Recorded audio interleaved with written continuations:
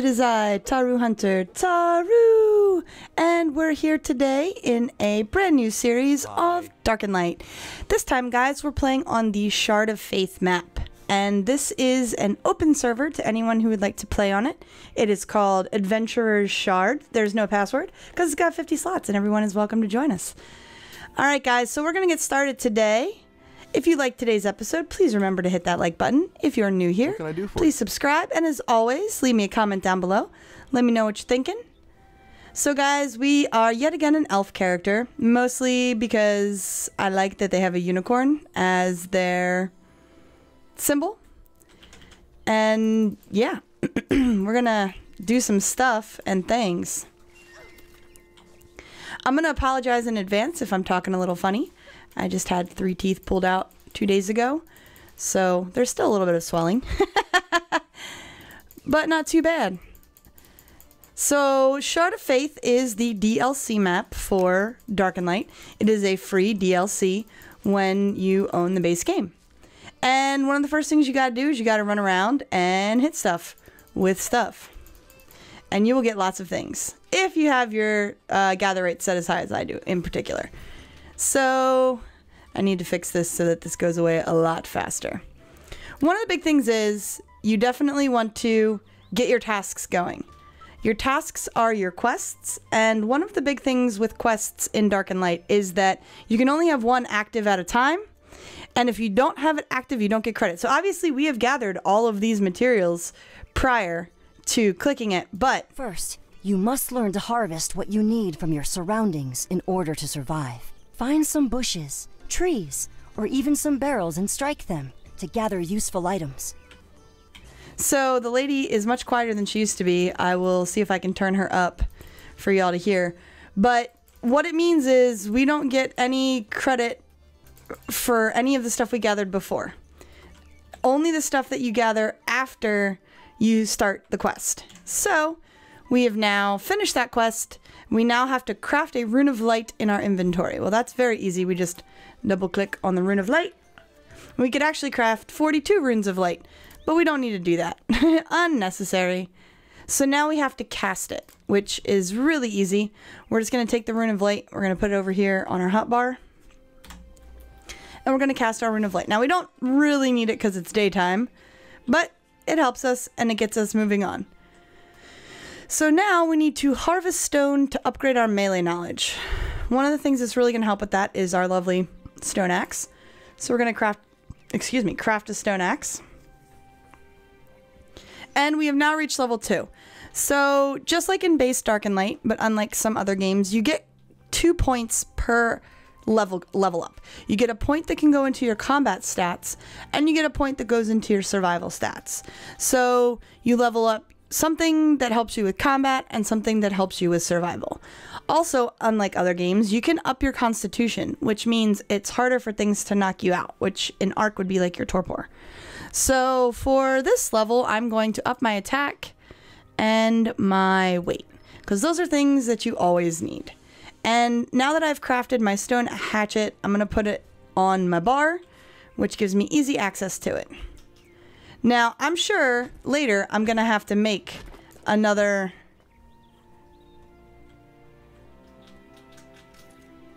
Alright. I didn't have to make another axe, which was really, really nice. It just said equip an axe, so what I had to do is I had to put my axe away and then bring it back out, which is totally fine. So there are 3 buildings in this area. I wonder who is building nearby. I'm going to go check it out. There are a couple people on the server, which I'm really happy to see. Please, people, come and play on the server with me. It is a lovely server. Oh my gosh, they're in costumes. That's hilarious. They're in pig costumes. Yay, the Halloween event must still be in full force. So we're going to chop some wood because that's one of the things it told me to do. And now it told me to get some berries, which we're going to go punch this berry bush and get like a metric ton of berries. Oh yes. All the berries. So the berry bushes are something that is different from the base game. And I have to eat 5 of these. Alright, leveled up. Ba-ba-ba-bam. And I have a lot of the settings turned up a little bit in this to make it more fun, because this game can really get to be a slogfest. That's also one of the things that I'm going to be doing on this server is I'll be instituting challenges of some kind or events where some of the harder to get saddles will just be given to people, because I really want people to be able to enjoy their time on this server. And the Shard of Faith DLC has a couple of really serious inherent flaws in it that I'm going to be mitigating via playing God mode, which I think is totally fine. It's my server. I can do what I want, right guys? So that's one of the big things that I want to make sure I did. When I played on Shard of Faith when it first came out, that's where I got to be like really kind of bummed out, was that I like the DLC, I like the new places, I like the quests, but there are some definite limiting factors that occur with this particular DLC. One of the big things is there are no flyers anywhere in this DLC. So you are limited as to how fast you can travel around the map. But I think they did that for the sole fact that this map is actually significantly smaller than the original base game. So I think they tried to cover up the fact that they made a tiny little map with the fact that you can't fly around it. Now the map itself is really cool. Obviously you can't bring up the map because it's dark and late and they hate you. But yeah, it's definitely smaller. So we're just running around like an idiot. Let's work on the next quest. The next quest is to make a magic staff. So we have to craft a primitive staff. Yay. Bling, and then a staff head. Alright, good stuff. And then we have to equip it. So we'll put this on 4, and this on staff head, and this on staff head. 4. Yay, we did it. So we have to drain some magic shards from trees and from some rocks, which no big deal. Nice. Alright, then we have to eat a flower. So what flowers do for you, if you haven't played the game before, you know what, I'm gonna put my boots on. If you haven't played the game before, is that, how many do I have to eat? 2. They restore your focus. Focus is what goes down when you do magic things. So I'm gonna use and use. Yay! We got tea leaves. And now we need to upgrade our melee knowledge to rank 2. So we do that by smacking stone and getting stones. And we just did that. Beautiful. So now we need to craft a stone pickaxe and a stone sword, which again, very simple. Stone sword, stone pickaxe. Beautiful. And we've leveled up again, so we're gonna level our health and we're gonna level our stamina. Cool beans. All right, we're gonna put these things on here. The thing we were given is a rune of gravity. This is a magical rune that slightly decreases the weight of items in your inventory. Early on in the game, super useful. It helps you carry around a lot more stuff without getting bogged down. Because as you can see right now, just from the gathering I've been doing, I'm already at half of my weight capacity, and it's not even that much. So now we need to get some sulfur. And there we go. And we need to get some twine. Whackity, whackity.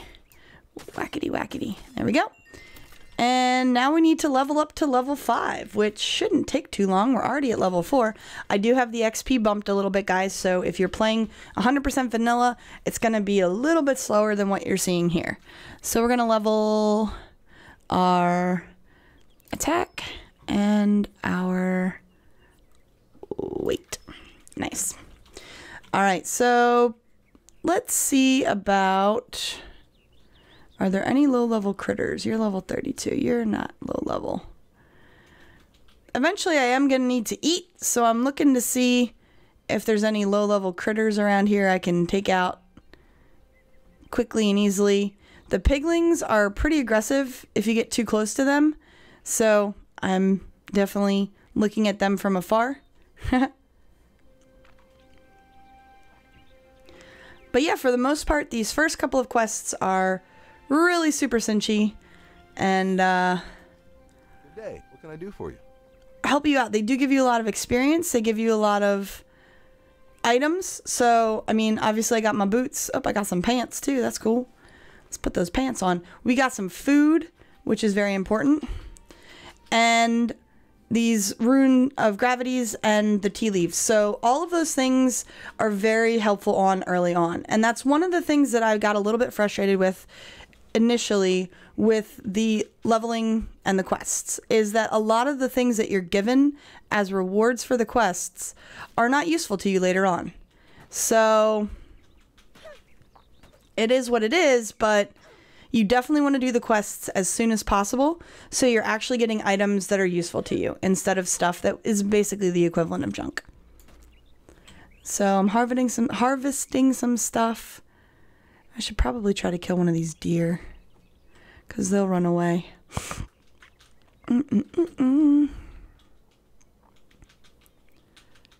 All right, we're gonna go out the back here. Edge of the cleft. Bum bum bum. There's one of 1,000 buildings here. So yeah, people are around, people are doing stuff. That's fun. 3 of 500. So you can see that some areas allow for more building than others. I don't know how to override that either. I know there's a way to override it, but I would have to do a little bit of research. It took me a hot minute to figure out how to even set the server up for the shard. But figured it out. It's all good.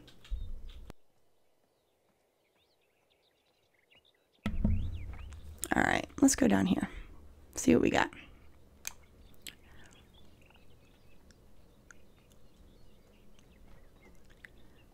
Do. Let me see. Are there any other quests we can be doing? Harvest twine. Yes. So we're going to harvest twine. Best way to harvest twine is by using your pickaxe on trees. And we need 30 twine. There we go. Unlock ranged crafting rank 1. Alright, so we're just going to smack some more tree. And you can see our weight is already rapidly becoming an issue.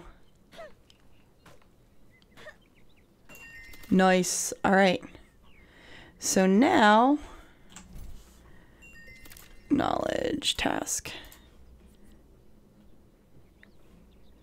Oh my gosh, did it actually realize that I leveled up to level 5? Did it know? That's like a miracle. Yeah, oh my gosh, guys. So this is something new. I don't know if this has always been the case, but it recognized that I leveled up to level 5 without being on the task, which is like a miracle. So yeah, we're gonna finish the enhanced knowledge quest, craft our throwing knives.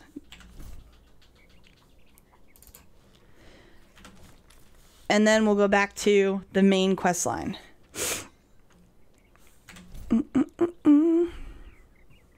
We're going to give weight and attack. Alright, cool.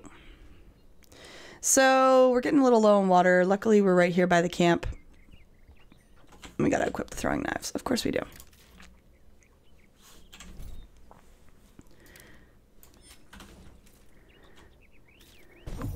Nice. Alright. So then we go back here. Don't forget, sulfur comes from rocks as well. With a pickaxe in hand, you can harvest enough sulfur from rocks and glean the secret of fire magic. Fire magic! Alright. Alright, so we got that. Unlock fire magic rank 2. Well, first we're gonna go get some water. How are you today? And figure ourselves out, because that's a problem. And you can see here they have them nicely labeled. There's a campfire where you can cook meat and also make straw. And then this campfire restores your health if you are damaged and you stand next to it. You see how we got that nice little green glow around us? We are gaining health. Alright, so let's go smack some rocks for long enough to level up our fire magic. But first let's drop some stuff. Actually, oh, what the heck. We'll use a rune of gravity. There we go. 1, 2, 3, 4, 5. There we go. Let's gather some sulfur. Nice. Smackety. Smack, smack.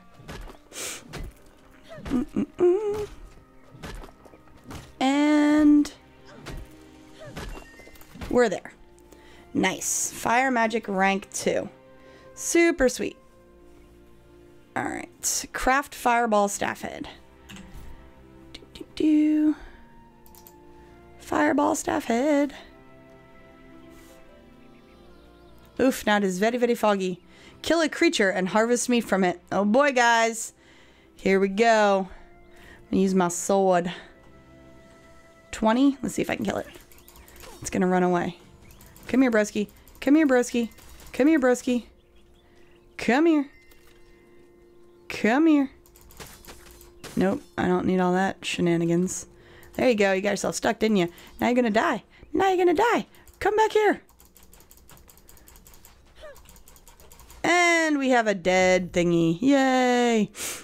So, we completed our adventure quest. Our next quest, we have to be level 8. So, all of the quests have preconditions after that point. So, we're gonna now take a quick look at the knowledge trees. For any of you guys who followed my original series, I went through all of this on there, but I'm going to quick go through this again because this is possibly people's first time seeing me play this game. Yay! If you're new here, I love you. If you're not new here, I love you. But your knowledge trees are broken down into categories. You have your magic, you have your adventure, you have your stronghold, and then you have your races. So Satyr, Sarvinian, Gorgon, and Necromancer.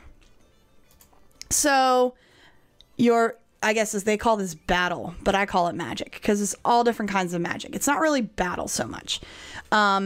Your adventuring, your melee, your range, those I would consider battle. Armor I would consider battle. Like all this stuff I consider battle too. I don't entirely agree with the labeling system here, guys, is what I'm saying. But, so the battle is all of your different magics. So my light magic, I'm rank 1. In order to be able to progress to rank 2, I have to be level 12. Dark magic, rank 1. In order to progress, I have to be level 8. Level 15. I am a chunk through water magic. Water magic I can get by, and this is what's super cool, collect fruit or ice chunk, craft water magic items, or kill water elemental or ice elemental. So the little question mark tells you how to progress your knowledge in that particular area. This is one of the things I really love about this game, is that you can be max level, and if you haven't worked on certain aspects of the game, you can be just as much a beginner as someone who just started. So you have to actually specialize, or not, as the case may be. You can level up everything. That's freaking awesome. If you don't have a group of people that you're playing with, level up everything is my recommendation to you. But if you have a group of people you're playing with, you can specialize. You can be that character class that you've always wanted to be. So like, let's say you want to be the healer magic guy. Well, then you're definitely going to want to level up water magic. That'll make you more like a cleric. You can focus on that. You can do all the quests and things that will level you up in that regard. Let's say you want to be the ranger guy. You're going to work on the ranged stuff more than maybe the melee stuff. So obviously there's certain things that you just have to have in order to be able to function in the game, metal tools, things like that. But if you are playing with other people, you can create basically the equivalent of a D&D party, which is really awesome. It's one of the things that I feel separates this game more from Ark than some of the other aspects. The fantasy element, the ability to basically create your own character class. Now, on the flip side, if you're playing by yourself, you really do kind of have to level pretty much everything just to be able to get the things that you want and to be able to survive in the world. But again, play with a couple friends. You guys can make your own venturing party and go wild. Focus on the things you like. So you can have your mage, you can have your cleric, you can have your ranger, you can have your barbarian, warrior. All those classes are available to you to focus on and center on. And one of the things that really does that is your combat stats. So if you're not a magic user class, you don't have to focus mana. You can focus all attack. You can focus all health. If you're a ranger type, you're going to want to focus on your stamina. You know, if you're a barbarian, you're going to want to focus weight, things like that, so that you can have the heavier armor and still be able to carry a lot of things. So the customization ability of this game is really, really high. And it's one of the reasons I keep coming back to it. No matter how many times I say, oh, this game has turned into a slogfest, I don't like it. I do. I love this game. It's the first game that drugged me away from from MMOs and into the world of survival games, which I have now discovered is, you know, one of my favorite things. I love survival games. I love the element of having to pay attention to your character at all times. You can't just, you know, not worry about your food, not worry about your water, not worry about your weight. You know, it's not just inventory management, it's weight management. Which things weigh more than others? Which things are going to go bad soon? All of that is something you have to focus on in order to succeed in a survival game. And I also really love the building aspect of survival games. That makes all the difference to me. So that's why I keep coming back to this game. Even though, yes, there are absolutely inherent flaws in this game. There are things in this game that drive me absolutely crazy. The building system's one of them. But there's also things in this game that are really spectacular and well done. And I really, really enjoy them. So I'm eating at the meal table, guys. It's pretty sweet. I'm all full up now. Nice. All right, that was a lot of talking. All right, less talking, more action. But really, guys, that is what I think about this game. That is what I love about this game. And why I keep coming back to it over and over and over again. Even though maybe I shouldn't. Because this thing's been in alpha for a while. Like a while. Alright, we're gonna make some meat. Alright. Now, let's see what tasks we got. Sweet! We've got some tasks that have unlocked thanks to us being level 6. We can do cooking. Let's do cooking. Fancy cookware doesn't make a chef a good chef. A good chef can come up with a tasty dish out in the wild with the help of a nice campfire. Mm. I love the voice acting they got for this, guys. It's ridiculous. I've done a smidgen, and by a smidgen, I mean like 2 things for voice acting. And let me tell you, it's not easy. So I give these people all the props. All right, so what do we have to do? Make a campfire. All right. So campfire, sweet. Craft a campfire. Bam. Blink. I'm guessing we need to place it. So in order to place it, we have to be a certain distance away from the outpost. So let's see how far that is. Hopefully not too far.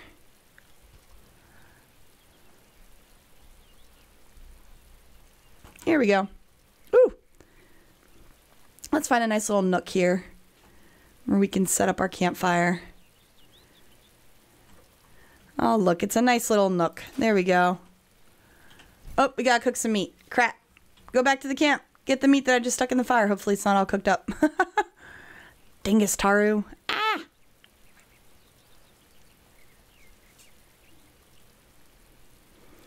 So guys, I'm going to be doing this series. I'm going to be doing the PixARK series. I'm going to possibly be going back to one of my ARK series. I'm not entirely sure which one. It might be the Saddle Hunters Challenge, which I haven't posted any videos for yet. But I have like 5 videos ready to go. And I'm also possibly going back to the original Dark and Light server. So we're going to see. We're going to see how much time I have for stuff. After the semester, I don't have any more classes, so there's that. But I also, you know, real life is a thing, and I have to obey it on occasion and, you know, conform to its whims. I do have several hobbies. All right. We need to put some wood on here. All right, we're going to put some wood on there. We're going to light the fire. We're going to craft all 53. All right. I do have some hobbies. I do jiu-jitsu. I do jikundo, a couple other things. So training for that obviously takes up a little bit of time. But let me know what you guys think. Let me know which series you actually are enjoying and watching. I know PixARK had a great start and has kind of tapered off, but I really like PixARK mostly because I can just sit in the dark and dig for hours, which I'm a weirdo. That's something that I enjoy. And all right, we got meat. Sweet. We got meat. So we got to get 10 more berries. And so the PixARK series is definitely going to keep going. I'm definitely going to work on this series for quite a bit. But yeah, let me know if you know, want to go back to ARK or, you know, the other server of Dark and Light. Let me know what you guys are the most interested in. I think, the other server for Dark and Light, I would do like season 2 of that. And it would be focused on getting to the end game content, which is something I've never done in Dark and Light, and I definitely want to do. And there's a couple people on the server who've gotten there, and I definitely want to, you know, go along with them and get to that point. And if they've already done it, they can kind of guide me along and help me out, which I think would be really cool. So yeah, let me know what you're thinking in regards to where we're going. But yeah, I'm excited. New server November is what we're joking about. Spiced meat. Why can't I make the spiced meat? Knowledge. Cooking. I gotta get there. Harvest meat. Cook food. Craft cooking item. Alright. I'm at 29% of that. So. We're gonna wait for our cooking fun to level up a little bit more. Oh man, that's slow. All right, let's go gather some more berries. Does the sword get me more berries? 20? It's about equal. So we'll do this. Yay, cooking rank 2. Nice. All right, beautiful. So now we need to make the spiced meat, which is you put berry jam on your meat. Right? Yerp. Berry jam. Craft all 2.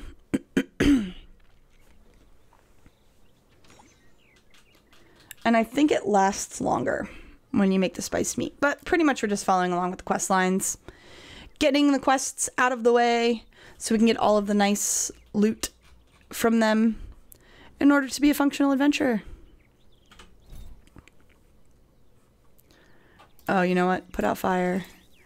There we go. Light fire. Craft all 2. That is the one thing I miss. I miss being able to craft multiple things at the same time in a campfire. S Plus is open source, friends. All right. I finished primary cooking. S Plus is open source. Somebody needs to make S Plus for Dark and Light. I know the modding community has somewhat abandoned Dark and Light due to the lack of the dev kit after the expansion. I totally get that. I understand. All right. Outpost or grind? Let's make outpost. We'll make ourselves a little house. Each foundation and wall you lay counts towards building your stronghold. Even a base built from the simplest materials could help to keep you safe from the wilderness. Thanks, Bruno. You're the best. All right, we got some twine.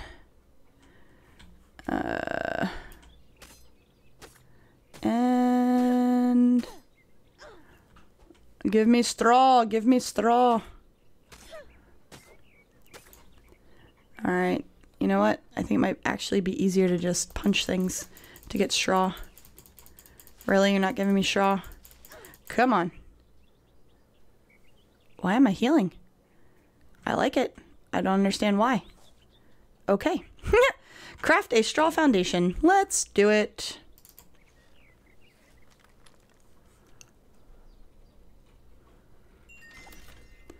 Very nice. We're going to put our house building stuff on the second floor.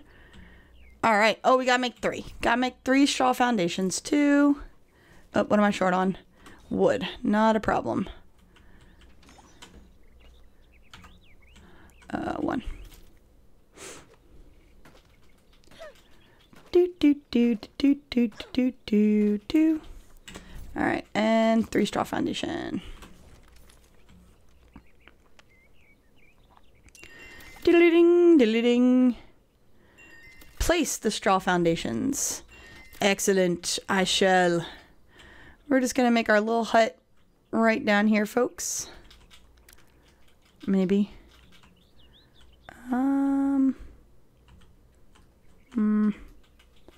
This is not super flat, but I like this little spot. But it's very downhill. Let's see if we can find a little bit flatter location.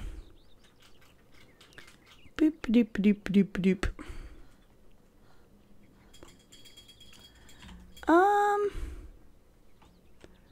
Ah, perfect. Perfect, perfect. Beautiful little first base place location. 1, 2. All right. So we're going to place 4 of them. Very nice. And then we're going to craft straw wall. How many straw walls do I need? 3 straw walls. All right, we need straw and wood. Okay. So guys, we're going to gather for these last few things, and we'll bring you back when we have our little base place built up. All right, friends, we have our lovely little box structure that is going to be our home for now. We have our chest down, we have our bed down, we actually have some clothes. I don't know why our hair looks black, it's supposed to be blue, but that's going to be our first episode. If you like this episode, please remember to hit that like button. If you're new here, please subscribe. And as always, leave me a comment down below. And I will see you the next time in Dark and Light.